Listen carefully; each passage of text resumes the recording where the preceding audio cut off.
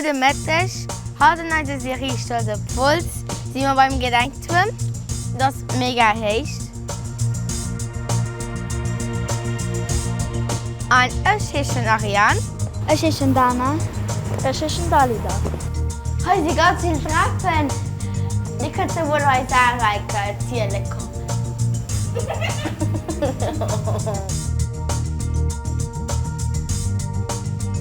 Wenn es zu viel ist, könnt ihr bei den Fensterrasten gehen. Oh Gott, ich will das auf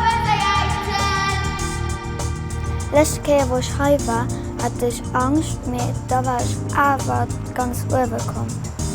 Das wird aus dem Turm. Ich gehe weiter und die nächste Station. Adi!